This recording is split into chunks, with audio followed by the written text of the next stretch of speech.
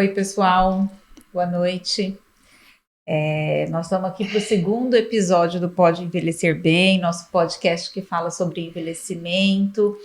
E a gente escolheu dessa vez um tema, até aproveitando o fim de ano, né? Sim. Essa fase meio reflexiva que a gente fica no fim de ano. Nós escolhemos um tema sobre propósito de vida e envelhecimento. Como que é essa parceria, né? O que o propósito de vida ajuda no envelhecimento e ajuda no curso da vida como um todo. E então a gente vai discutir nesses próximos minutos aí, nessa próxima hora, essa temática propósito de vida e envelhecimento. E aí, para isso, a gente tem uma convidada especial, né? Fala aí, Eduardo. É isso aí. Boa noite, pessoal. Sejam bem-vindos. A gente está muito alegre no segundo episódio do Pode Envelhecer Bem. Como a Andréia disse, a gente escolheu esse tema de propósito que está mais ligado ao fim do ano, mas nada impede da gente pensar nele também durante o ano, né? Eu sou Eduardo, sou médico geriatra.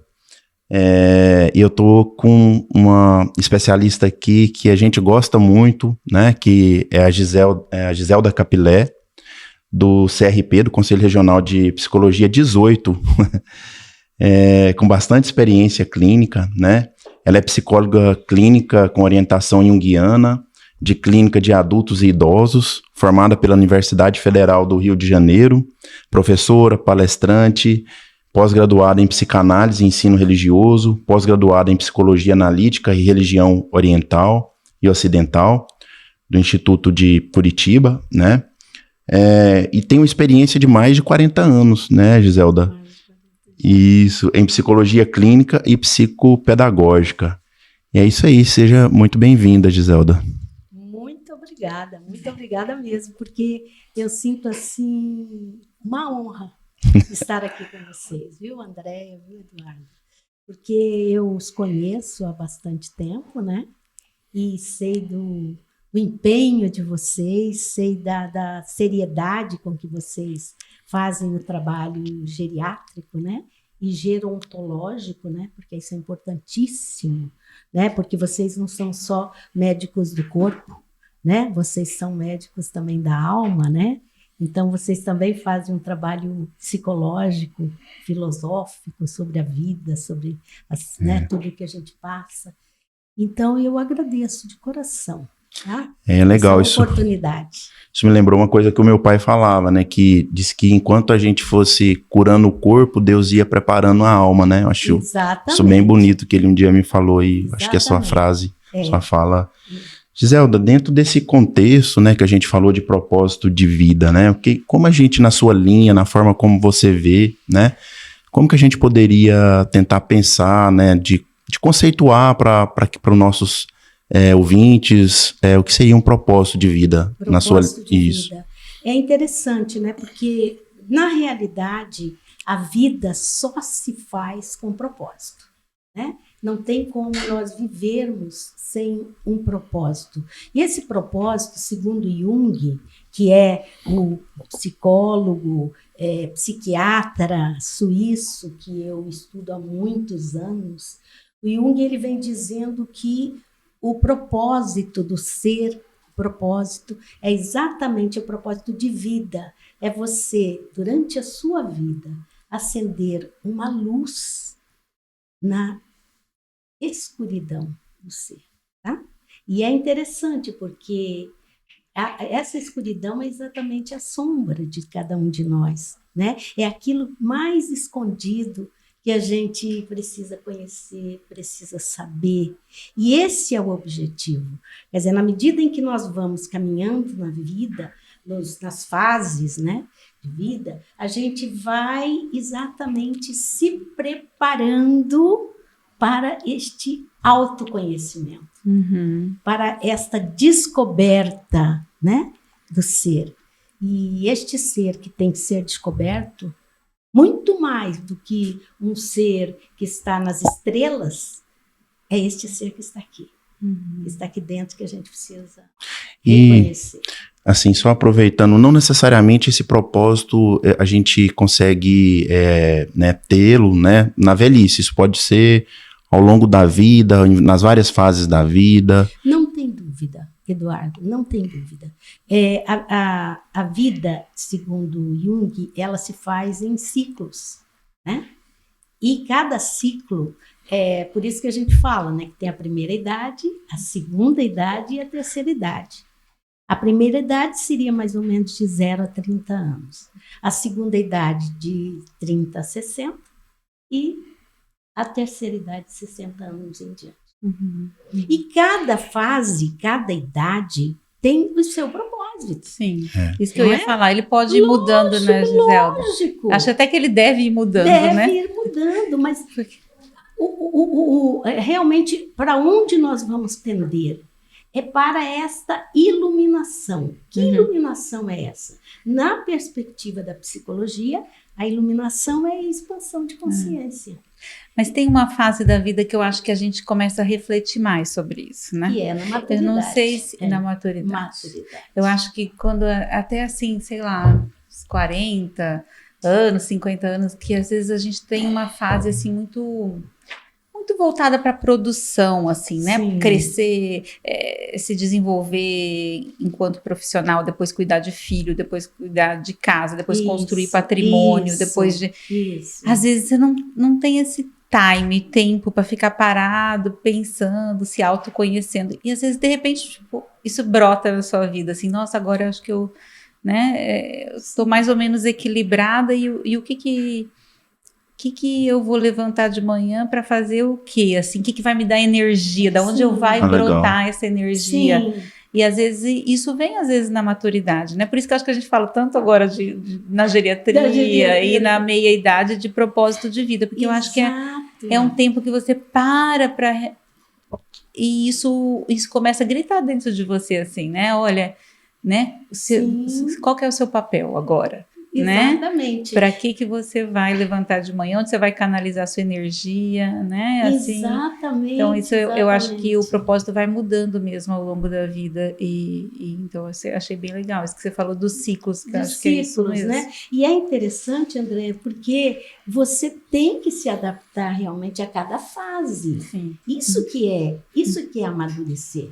É você estar adaptado. Quer dizer, quando é tempo de brincar, é tempo de brincar, é tempo de namorar, é tempo de estudar, e tem tempo de se profissionalizar, não é? Tem tempo de formar família. Olha, você vê que coisa interessante, e você vai caminhando, né? E você vai modificando os propósitos, né? Logicamente, o propósito seu maior é crescer, é evoluir. Sabedoria, talvez. Aprender, é saber. Mas à medida que você vai caminhando, você vai, então, se firmando naquilo em quem eu sou. Tá? Em quem eu sou e para quê. Para que eu sou, né? Para que eu estou aqui, né? Para que eu estou aqui? Para que eu estou caminhando? Tá? Uma coisa interessante, né? Que às vezes a gente vai sucedendo uma coisa com outra, um estudo com outro, cursinho, né? Quem passou por essa fase, faculdade, depois... outros projetos, e às vezes a gente não tem tempo de saber o que a gente tinha imaginado, né? Aonde a gente ia chegar, né? Sim. Eu acho que com esse mundo acelerado igual tá, eu acho que isso ficou mais difícil às vezes, né? E talvez uma dica às vezes é tentar pensar mesmo, né? O que a gente está fazendo, né? Aonde a gente quer parar com tudo isso que a gente está imaginando. Sim. Porque vira um imbróglio, né, Giselda? Assim, uma coisa que às vezes a gente fica perdido de tanta demanda que tem no mundo, né? Inclusive porque em todas as idades da gente, em todas as fases, nós temos a possibilidade de passar por situações de sofrimento. Tá? Qualquer idade, você pode ter perdas. Né? Não é só na terceira idade, não é só na maturidade, na infância você pode ter perdas, né? E aí é que quando você tem um propósito, muitas vezes o propósito, na realidade o propósito ele vem de dentro e muitas vezes você não tem nem consciência, tá? Mas está ali, é o propósito de viver, É o propósito de crescer, é o propósito de amadurecer, que já é intrínseco, tá? Que já vem como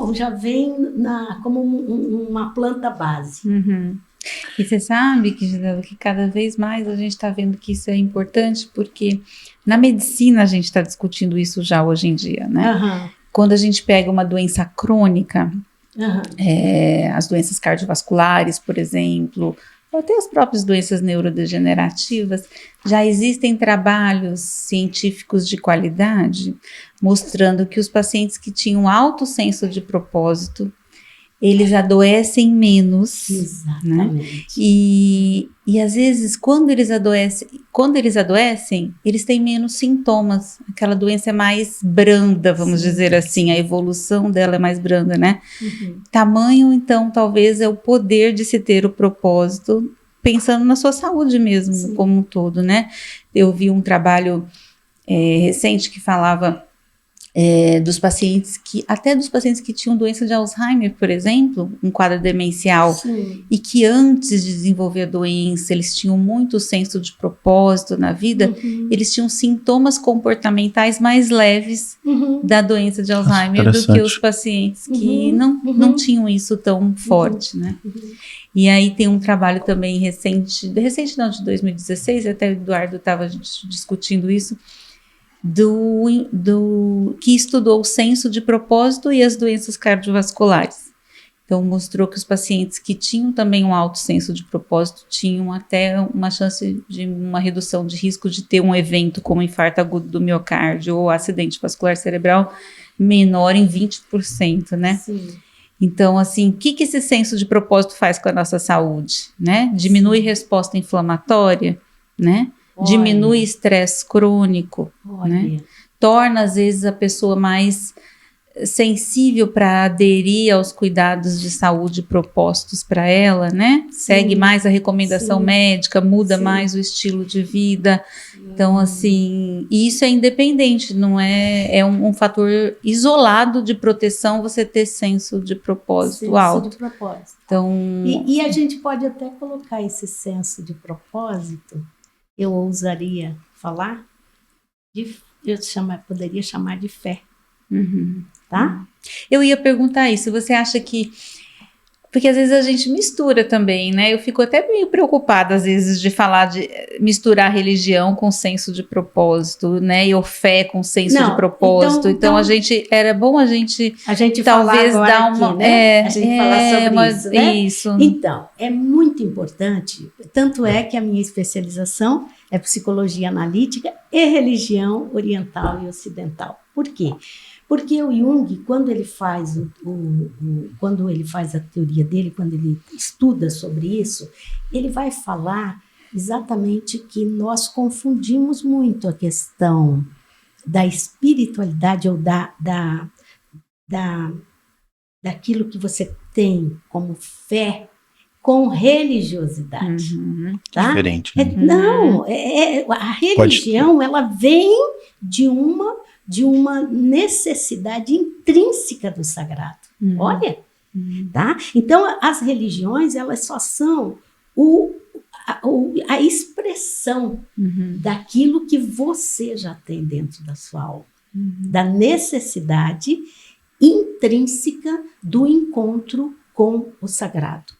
Tá? Porque você tem uma necessidade intrínseca de encontro com a sua própria essência, que o Jung vai chamar de alma. Talvez a pessoa se volta mais para ela mesmo também, né? De se escutar, né? Sim, isso é espiritualidade. Você tem mais chance de verticalizar nessa... Isso é espiritualidade, Sim. Tá? Espiritualidade não é você estar dentro de um templo, é também, mas não é só, tá? É o contato com você mesmo e com o outro. Pode ser a natureza, dentro né? Dentro da perspectiva humana. O outro, que pode ser humano, como pode ser a natureza, como os animais, as plantas, né? O universo. Olha que coisa linda.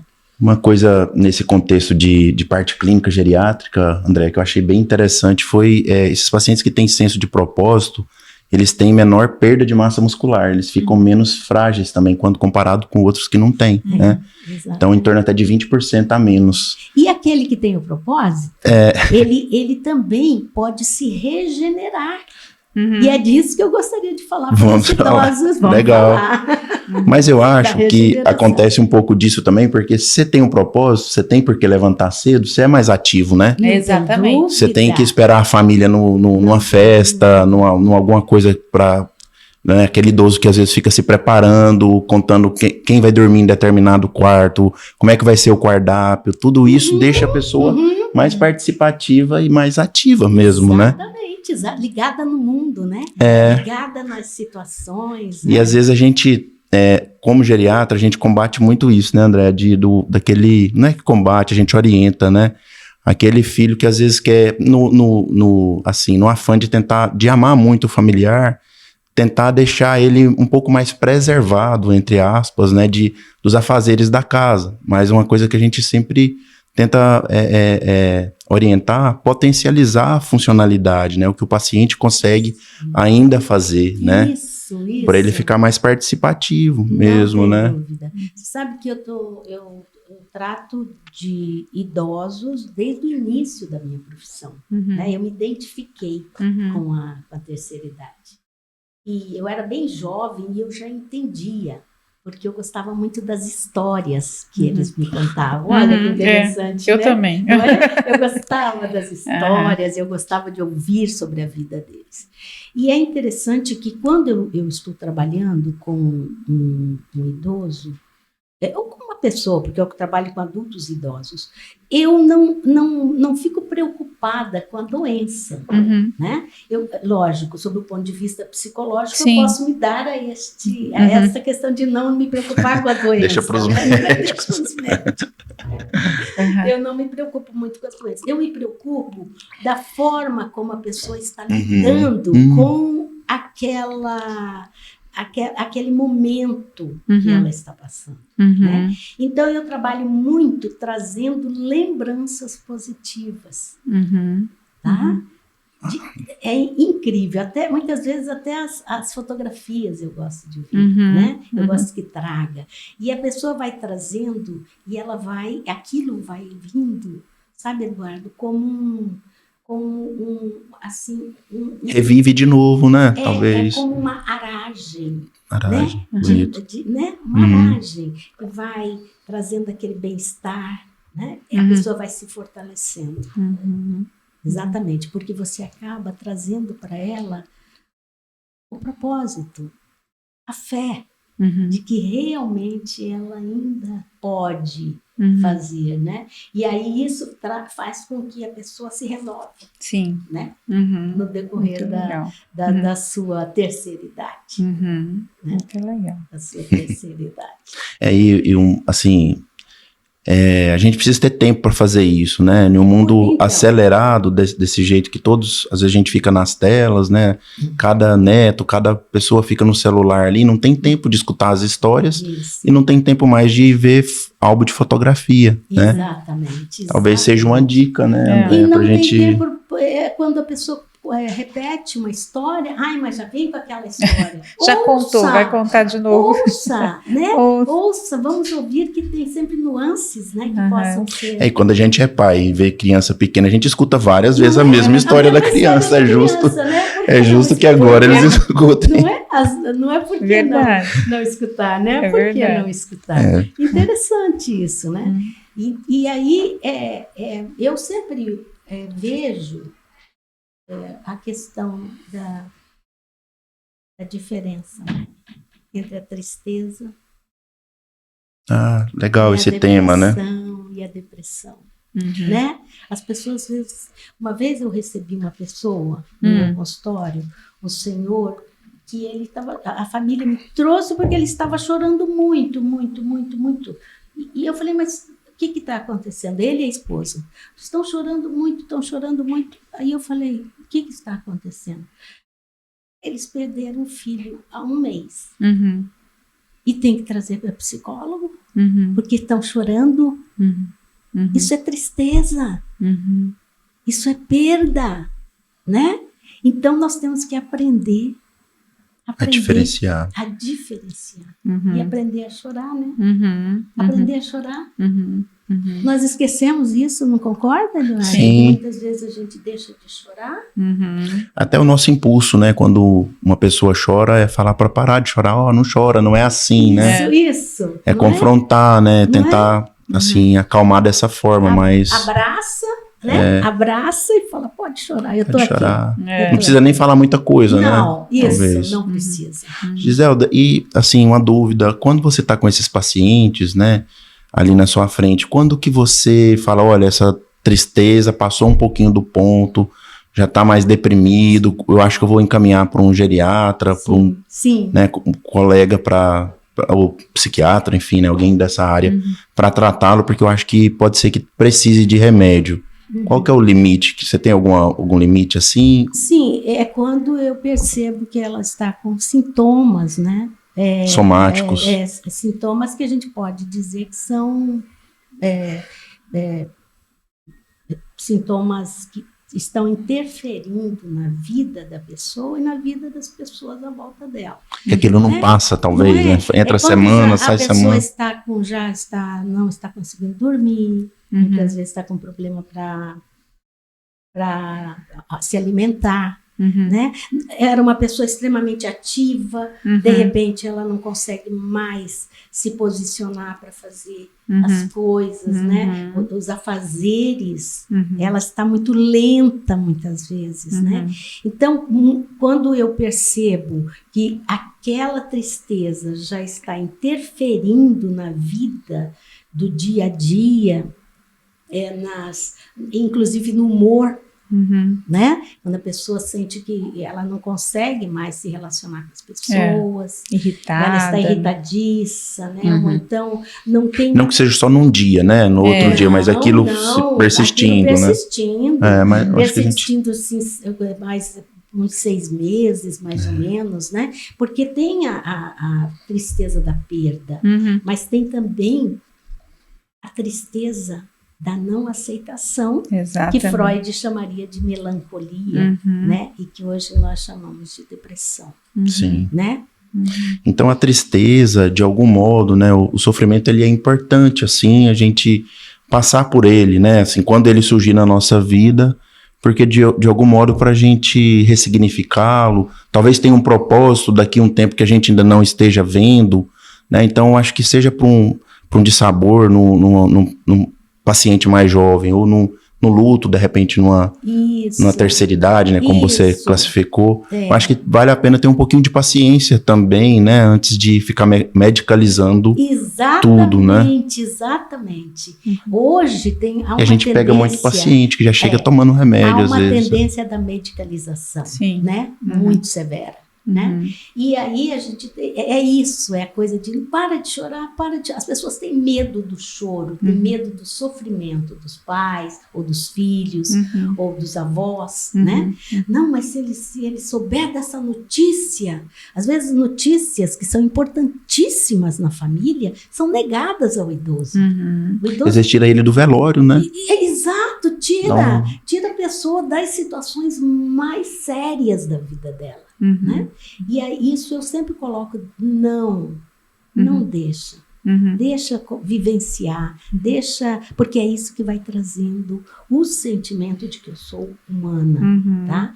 Então, você colocou da importância, né, do sofrimento, aí eu digo assim, não seria a importância do sofrimento, mas a importância da maneira como eu vou lidar com o sofrimento, tá? Porque sofrer é próprio da vida material. Né? Porque, por exemplo, vocês me deram este copo maravilhoso, né? Do Pode Envelhecer Bem. Do Pode Envelhecer Bem, né? Maravilhoso. Lógico que se ele for quebrado, né? Eu vou sentir, né? Eu vou cuidar bastante dele, né? Mas se acontecer de quebrar, eu vou sentir. Eu acho que eu vou pedir outro. A gente vai... Então, e muitas vezes não é possível, né? Você pedir outro, né? Não é possível. Então, como que a gente vai lidar com o sofrimento? Primeiro, sentindo. Tá? Passou pela perda, Passou pelo momento, por exemplo, você fez um concurso, não passou? Chora, cara. Chora porque é frustrante. Sim. Né? Você estava num namoro, você gostava muito de uma pessoa e de repente essa pessoa termina o namoro, lógico que dói, você tem que chorar mesmo, chora, né? Chora, se lamenta, mas veja como que você vai lidar com isso. Né? Mas depois você tem que se reconstruir, né? Porque senão você fica uma pessoa sem, né? Sem alternativas para tocar a vida para frente. Sem propósito. Sem propósito. Né? Então é legal isso, porque o propósito de vida, então não quer dizer que a pessoa não vá passar por dificuldades, não vá passar por sofrimentos, ela vai passar por dificuldades porque isso é inerente da vida, por sofrimento, por perda, por doença, mas a pessoa que tem um propósito, ela passa melhor. Ela né? passa melhor. Ela passa melhor. Isso me lembrou o livro, Andréia, do Viktor Frankl, Em Busca de Sentido, né? Que ele passou por 4 campos de concentração na Segunda Guerra Mundial e um dos, assim, com muito sofrimento, né? E um dos propósitos que ele tinha era publicar o livro. Sim, olha. E ele fala no livro, né, que quem lá, assim, que estava preso, né, trabalhando, forçado, quem não tinha um propósito, quem não tinha, às vezes, querer ver um familiar, no caso dele, publicar um livro, essas pessoas, elas ficaram mais vulneráveis. Sim. Elas resistiram menos ao sofrimento. Sim. Né? Acho que também tem esse detalhe. Agora, tem uma coisa interessante também aí que você está colocando. Quando ele foi para o campo de concentração, ele era jovem, né? Ele estava ele já era psiquiatra. Ele já era psiquiatra, mas ele era um adulto jovem. Sim. Tá? Um adulto jovem. Então, muitas vezes, Eduardo, as pessoas, depende da idade também, né?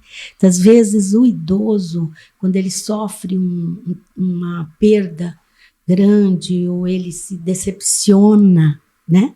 Numa situação específica, com familiares ou com amigos, ou com o próprio companheiro, ou com a própria companheira, né? Isso é muito, muito difícil da recuperação. E aí, muitas vezes, vocês vão se deparar com doenças que são oportunistas. Né? Nesse momento vulnerável. Nesse momento de vulnerabilidade. Isso é verdade. Tá? Eu vejo muito isso no consultório. Tá? Então, a gente tem que tomar cuidado, porque muitas vezes você não sabe como que surgiu isso. Sim. Surgiu muitas vezes de um momento, de uma perda, né? De uma situação que essa pessoa estava contando com ela e de repente aquela situação se modificou totalmente e ela não conseguiu elaborar. Por mais repertório que normalmente uma pessoa mais velha, né, um idoso tenha, né? Não tem dúvida. Ele tem mais repertório, ele viveu mais, mas é doído, né? Muito mas difícil. Tem uma coisa, muitas vezes viver mais não significa amadurecer. Tá? Interessante. Eu tenho uma frase que eu cunhei, que eu digo assim. Vamos anotar já. Eu cunhei e eu digo assim: envelhecer é natural, amadurecer é uma conquista. Todos envelheceremos, mas nem todos amadureceremos.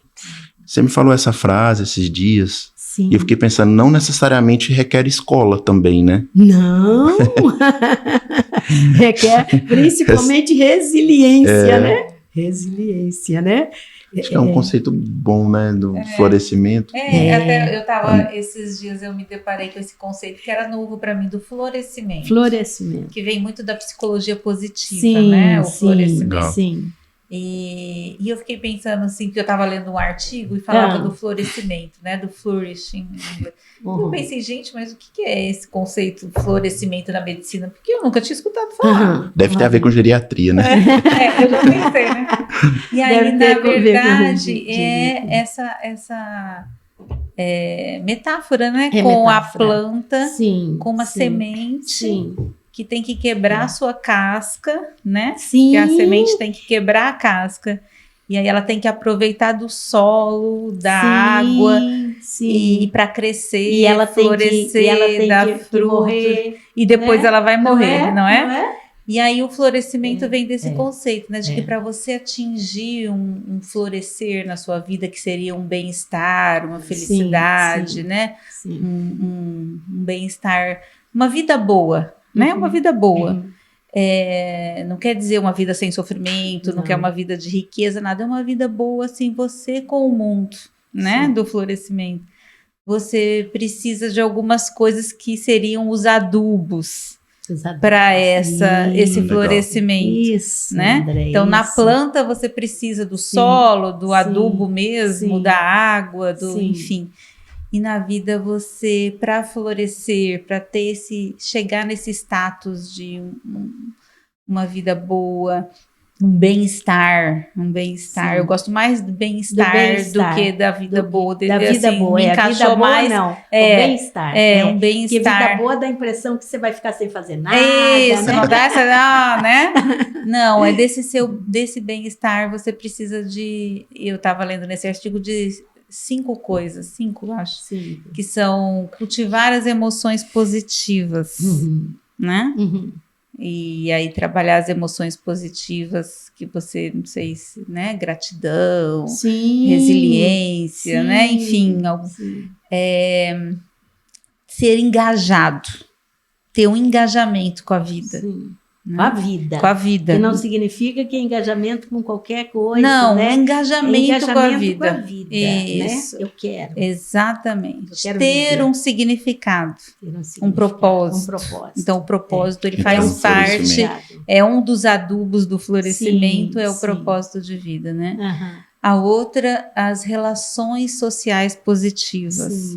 Então, você cultivar para perto de você pessoas boas, né?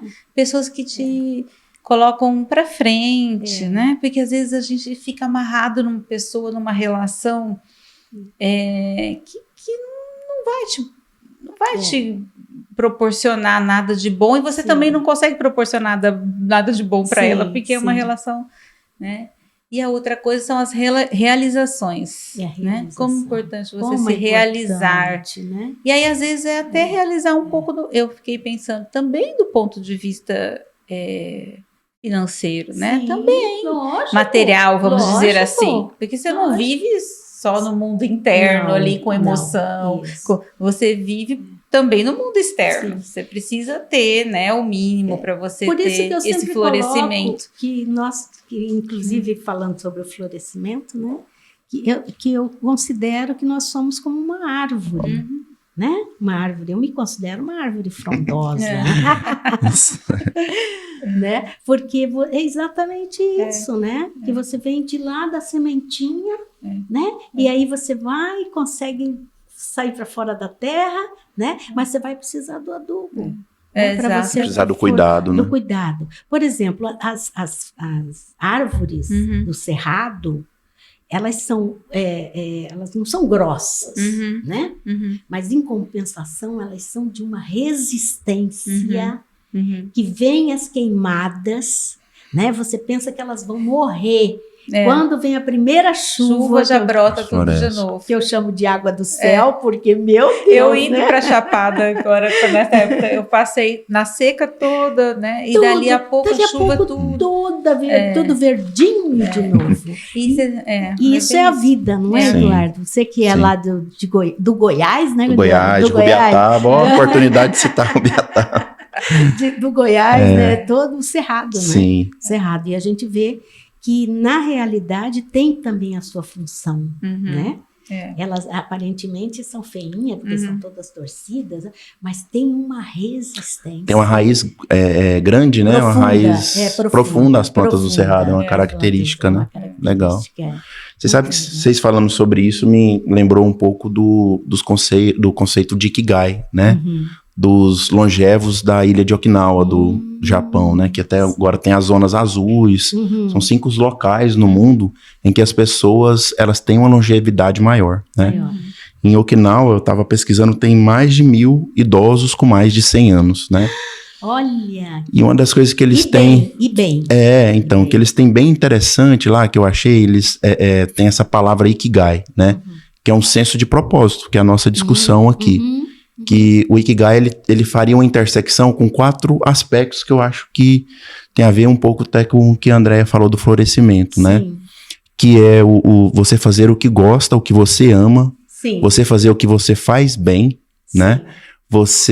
A comunidade, as pessoas precisar daquilo que você desempenha e você também ser remunerado pelo seu trabalho, para você sobreviver, né? Sim. Então, um propósito, ele tá dentro, o Ikigai, ele tá dentro desses 4 conjuntos, né? Sim. Achei bem interessante, né?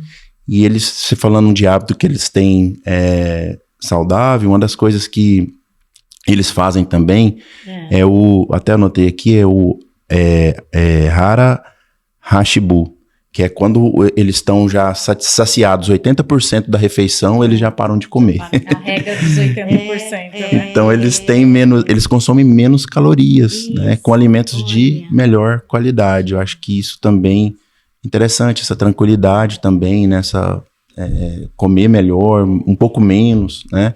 É interessante porque tem uma passagem de Cristo, né, de Jesus Cristo, que ele fala: não importa aquilo que entra pela boca, mas o que sai dela, né? E aí, a gente fazendo esses estudos todos, né, a gente vê que, na realidade, ele estava falando de uma forma muito profunda. Ele não estava falando de alimento mesmo, né? Não era de alimento. Ele estava falando exatamente dos teus propósitos, da tua fé, do teu respeito à vida, mas que hoje a gente vê que não tem como você também nos preocupar com o que entra pela boca. Sim. Né?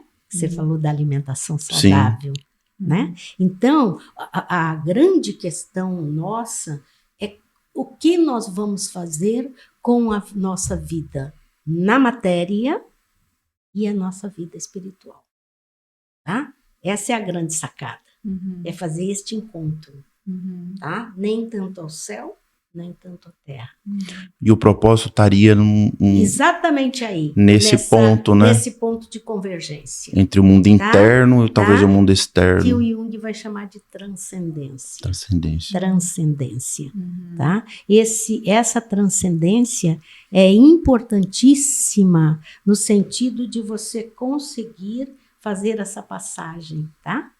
E é interessante, quando perguntam para ele qual a diferença entre um artista e o louco, né? E na realidade, ele vai dizer que o artista é aquele que consegue entrar no seu inconsciente, consegue entrar na sua sombra, sair dela e trazer o resultado, trazer a arte, trazer a ciência, trazer a vida, como Viktor Frankl.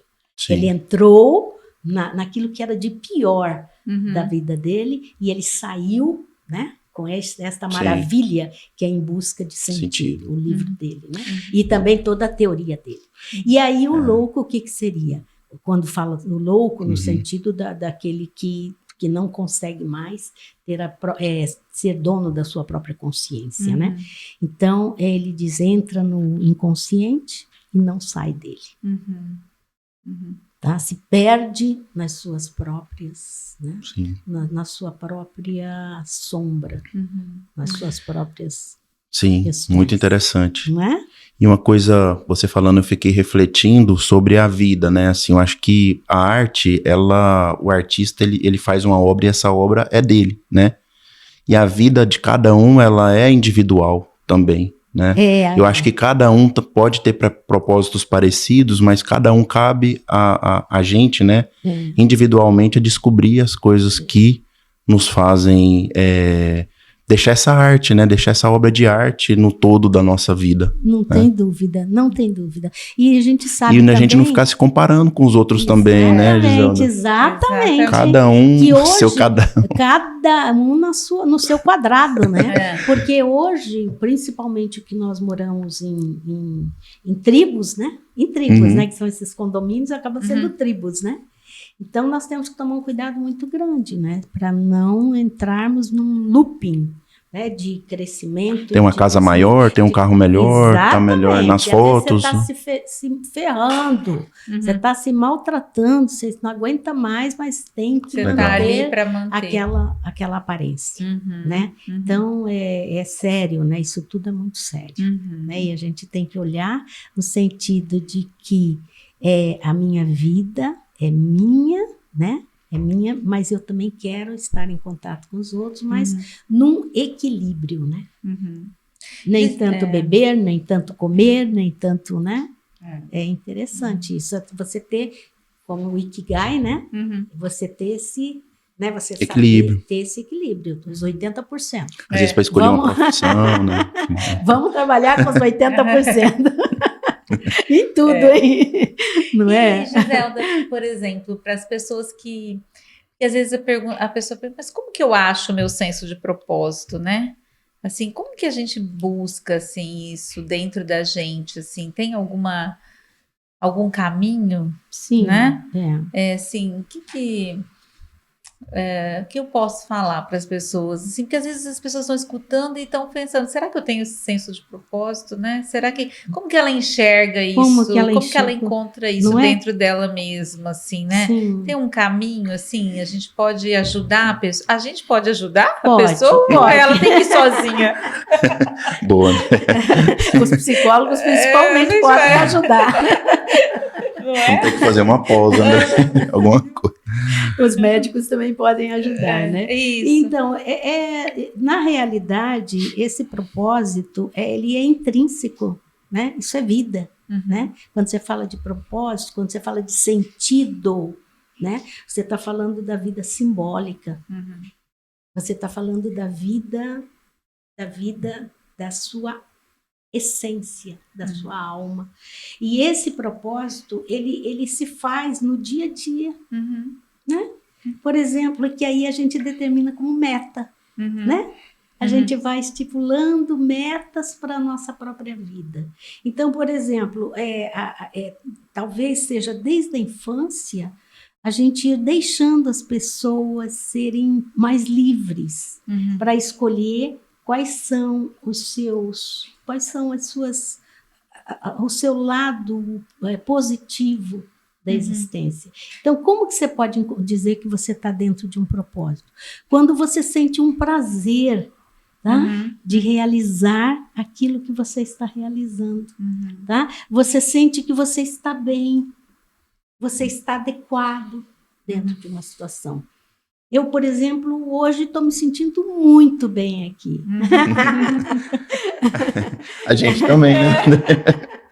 Eu estou com a sua sabedoria, muito feliz de estar aqui com vocês. E isso tem a ver com o meu propósito de vida. Sim. Porque eu sempre vi a psicologia também como educativa. Tá? Ela não vai só trabalhar as doenças. Né? Como vocês também, a medicina não vai trabalhar a saúde, né? Então eu sinto que esse momento nosso aqui é um momento de expansão de consciência, de conhecimento.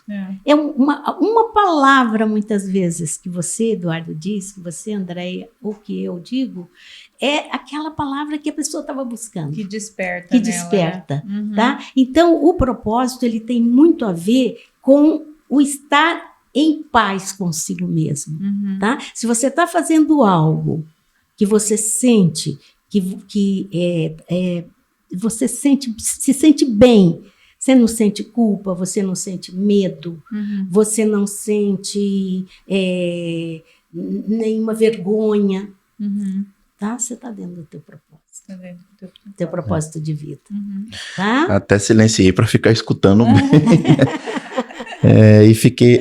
Giselda, ainda bem que eu não esqueci de fazer essa pergunta, porque esses dias a gente estava discutindo isso lá na clínica médica do Hospital Júlio Miller. Tava um grupo, eu, André, a Karime, né, o Vinícius, psiquiatra. Sim.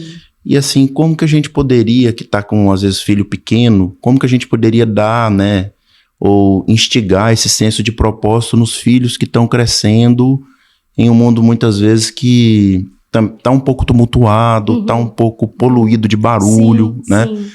Como que as crianças poderiam ter esse senso de propósito para ter de repente, ter mais sentido, né, a vida para elas? Teria alguma coisa que a gente já poderia pensar, assim? Então, a criança, ela é muito da sensação, né? Ela é muito sinestésica, né? Ela está sempre em contato, quer dizer, vocês colocarem elas em contato com as coisas boas, tá? Se você for fazer uma atividade de caridade, né, você incluir as crianças, tá? O exemplo dado da gente. O exemplo dado é o que mais ajuda na formação do propósito de vida, tá? Você vai, por exemplo, plantar uma semente, né? Você vai cuidar de uma planta. Traz a criança junto, para ela ir aprendendo, tá? Você vai, por exemplo, você vai atender alguém. Muitas vezes você pode levar seu filho junto para naquele momento ou num fim de semana, alguma coisa assim, tá? Você vai, ele está jogando bola, você está lá olhando, né? Você está lá dando força, você está dando estímulo. Tá vendo que você está trabalhando, né? Talvez falar, Exato. Estou indo trabalhar, porque precisa trabalhar, então, né? O exemplo dos pais é muito importante, né? Para as crianças. E boas escolas, né? Escolas que tenham realmente que dê realmente uma formação humana, né? E que não deixe de dar a matemática, o português, a geografia, a história, mas que traga também esse conhecimento, né? Esse conhecimento da vida, principalmente a base, né, do Evangelho de Jesus, eu considero. Isso não é religião, isso é vida. Porque Jesus Cristo, ele não veio aqui, na realidade, ele não veio aqui para formar nenhuma religião. Ele veio aqui para nos trazer código de vida. Tá? Ele veio ética de tudo. De ética, exatamente, códigos de ética. Não fazei ao outro que não queres que vos faça. Olha, isso aí, né? E ele fala, amai a Deus sobre todas as coisas e ao próximo como a ti mesmo. Ele incluiu todos, né? Ele incluiu o sagrado, ele incluiu a mim mesmo e ele incluiu o mundo. Olha que coisa fantástica, né? Então, quando você está falando, é isso que eu acho importante quando nós falamos do sagrado em psicologia ou na medicina, você não está falando de uma religião. Tá? Você está falando da alma. Sim. Você está falando do ser. E principalmente o idoso. E o Jung fala disso muito seriamente. Ele fala assim, da maturidade para frente, praticamente todas as pessoas que vinham para mim tinham questões na perspectiva do sagrado, na perspectiva da espiritualidade. Tá? Então, a importância de um idoso, e eu como idosa posso dizer isso, de cadeira, né? De cadeira, que é a fé, tá? O propósito, a fé na vida, a fé num ser maior, a fé no sagrado, é de fundamental importância, tá? Para que a gente possa realmente se renovar a cada dia e chegar bem velhinho com saúde. E com propósito. E com propósito. Isso me fez lembrar essa fala sua me lembrou uma parte que eu falei para os estudantes esses dias de medicina, né? Já que a gente está falando de Jung, né? Do arquétipo do Chiron, o curador ferido, né? Que era um centauro, que era metade homem e metade animal. Mas ele tinha uma ferida, né? Então ele cuidava, ele foi professor de Hércules, Aquiles, mas ele tinha uma ferida, né? Ele era um exímio curador, mas tinha aquela ferida que não se cuidava tão bem, né? Então essa questão, eu acho que de a gente amar o outro como a gente mesmo, acho que parte também da gente se amar também. Se amar e se cuidar, né? Se amar e se aceitar, cuidar da sua saúde, porque eu vejo que a classe, não só médica, mas a gente que cuida, né, de pacientes, a gente vem se esgotando um pouco, né? Porque hoje a gente, né, tem esse termo em inglês, o burnout. Burnout. Então, eu acho que o autocuidado, ele é fundamental, né, para você cuidar bem do outro.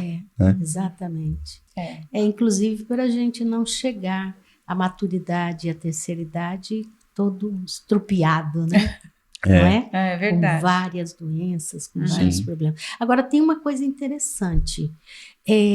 Quando a pessoa passa da tristeza para a depressão, muitas vezes ela tem muitas dores no corpo, né?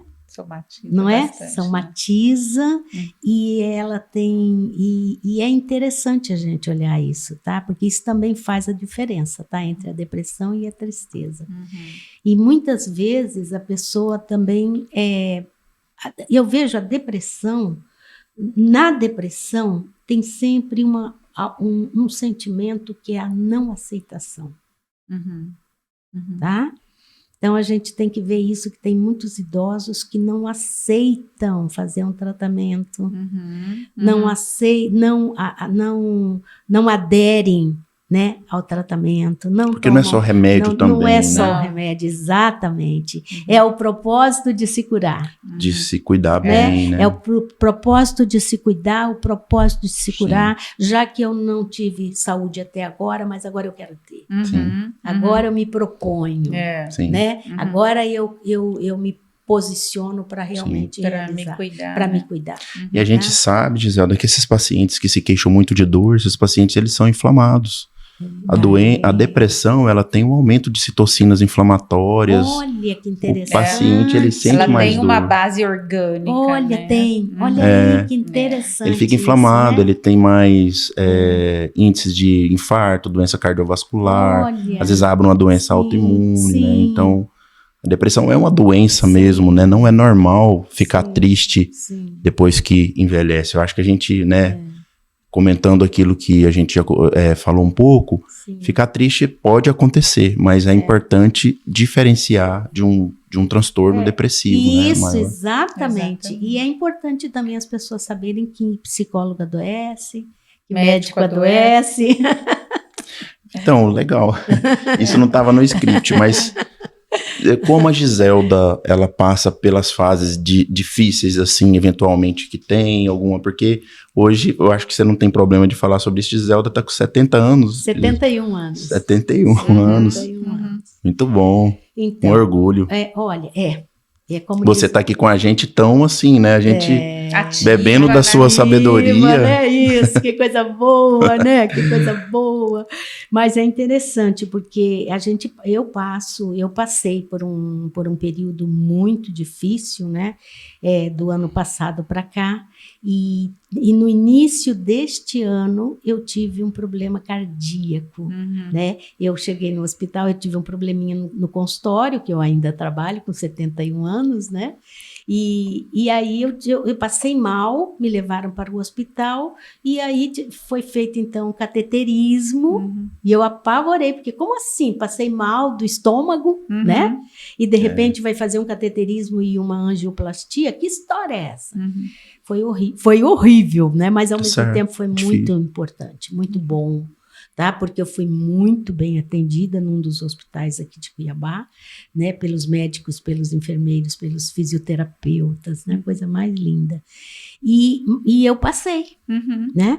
Aí o médico ainda falou para o meu filho, falou, eu acho que vamos falar que sua mãe deve ser assim, ó, com o cara lá de cima. Tem senso de propósito, né? Você tem senso de propósito. Porque ela não chegou a infartar, né? Mas foi pesado, foi difícil. Então a gente passa, né? A gente sofre, né? A gente deprime, né? Tem momentos que a gente deprime, que muitas vezes até o profissional precisa de uma medicação, né? Tá tudo bem, né? Tudo bem, demérito. Tudo bem, não é? Não é demérito, não é mérito e não é demérito, né? É necessário. É necessário. Então, isto que eu queria dizer, que o sofrimento, ele vem porque ele vem, né? A gente não tem controle sobre isso, né? Não tem, não vai escolher, né? Porque a idade, porque a cor, porque a raça, porque não, né? Então, na realidade, acontece. Aí vem assim, e agora? O que fazer com isso? Né? Então, eu que sempre fui sedentária, né? É uma falha da minha estrutura, né? O sedentarismo, mas agora eu comecei a me mexer. Né? Muito bom. Não é? Nunca é tarde, Nunca é tarde, né? Nunca é tarde. Exatamente. Então, isso que eu digo, nunca, Eduardo, nunca é tarde. Não é tarde. E você vê que veio um sofrimento, mas te jogou para uma atitude super positiva em relação à sua saúde, que é sair do sedentarismo. Que é sair do sedentarismo, então, né? diminuir, né, a ingestão de gorduras, de açúcares, né? Não é? Então, isso é muito quando a pessoa está preparada, ela é assim, né? Ela é preparada, o sofrimento às vezes transforma ela em uma pessoa melhor. Não tem dúvida. Não é? Não tem dúvida. E às vezes Só quando que tem que dar o tempo. É, né? lógico, Tem que lógico. dar o tempo para você sofrer, É, tá? Para você passar por aquilo, para você então virar a chave. é. Muito bom. Muito bom. O Viktor Frankl, aproveitando, ele fala que a gente deveria viver assim como se fosse pela segunda vez. Sim. Se a gente, né, a gente olhar para o passado, as coisas que a gente já teve de erro, e encarar que aquilo fez parte de uma outra vida. De E uma agora a gente está tendo uma isso. chance de ter uma nova vida. Né? Isso. E aprender com as coisas que a gente fez errado no passado. Acho que a gente está nesse podcast para tentar. Acho que espero que inspirem muitas pessoas a começar a se mexer desde agora. Desde né? agora. É. Desde E a gente está muito feliz, né? Eu acho que estamos Tamo quase no no fim aqui. E espero que a gente tenha outros episódios para chamar a Giselda. Acho que Claro. foi pouco, né, É. Andréia? Tão rico, E eu né? também venho mesmo. Muito rico. Se quebrar a caneca, a gente dá. Tem Brincando. alguma Não vai. mensagem, alguma coisa que você quer dizer assim para as pessoas que estão escutando assim, Então, sobre propósito de vida? então, eu alguma penso mensagem que- final assim? Que exatamente um dia eu recebi uma mensagem linda de um ser espiritual, muito linda, que ele diz assim: o milagre da vida não se dá no céu, mas em terra devastada. Olha que Muito coisa lindo linda. isso mesmo. Isso quer dizer que quando a gente está no céu, ou seja, quando a gente está muito bem, né, muitas vezes a gente nem se preocupa com o sentido da vida, com o propósito da vida, né?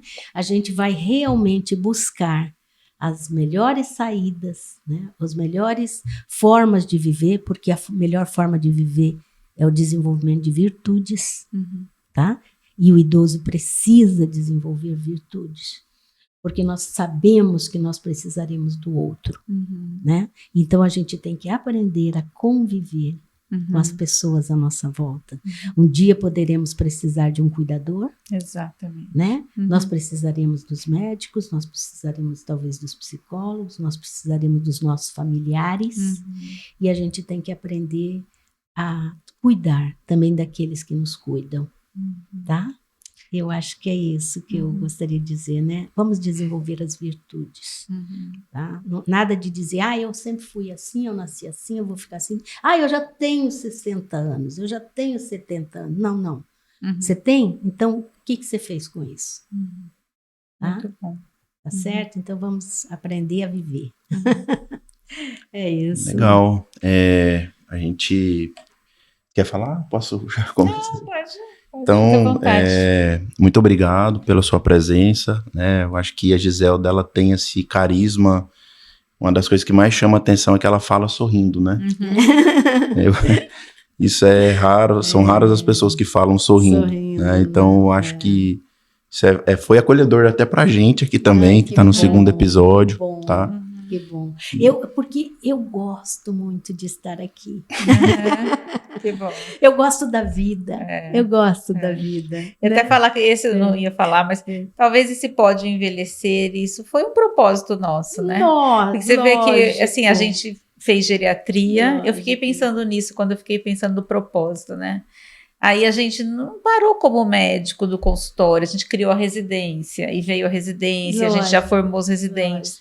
E agora veio essa ideia de fazer o Pode Envelhecer Bem para difundir informação sobre o envelhecimento. Então, querendo ou não, talvez nosso propósito bata um pouco, né? E tem isso. E a gente vai poder trabalhar. E aí, de ser um propósito de difundir, de falar sobre coisas boas do envelhecimento, de preparar, né? Eu acho que isso é um propósito nosso, Eduardo. Ai, que bom, que bom. Verdade, André. Muito bonito. Eu gostaria também de dizer, né, de agradecer ao Luciano Toda a equipe, a equipe aqui né? é ótima. Que ele representa a equipe, né? Uhum, Eu não conheço toda a equipe, mas conheci Felipe, Luciano, Daniel, Uhum. Paulo, Olha que coisa linda, todos né? estão nos Que ajudando aqui. ambiente bom aqui, É, né? um ambiente ótimo. E é um menino que entendeu plenamente o que a gente estava falando, né? Ele é um jovem começando a vida, né? O Luciano, Sim. que bom demais.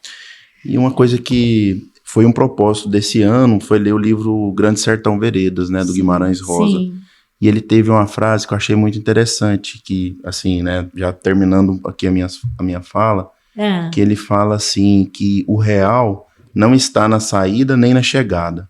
Ele se dispõe para a gente no meio da travessia. Ai, que lindo. Que lindo. Então acho que Não a gente está ficar nem no esperando começo, acontecer, eu acho que vamos vamos viver, né? agora, né? A Vamos travessia viver, é o né? mais interessante, A travessia né? é o mais interessante. Serve pro Luciano também, que é serve. jovem, né? Mas é Muito isso. bem, pessoal. Muito obrigada. Muito obrigada. Muito obrigado. Nós que agradecemos. Janeiro a gente faz outro, né? Isso mesmo. Outro episódio do Pode Envelhecer Bem. Valeu. Valeu, pessoal. Um abraço. Obrigado. Obrigado. Um abraço. Um abraço.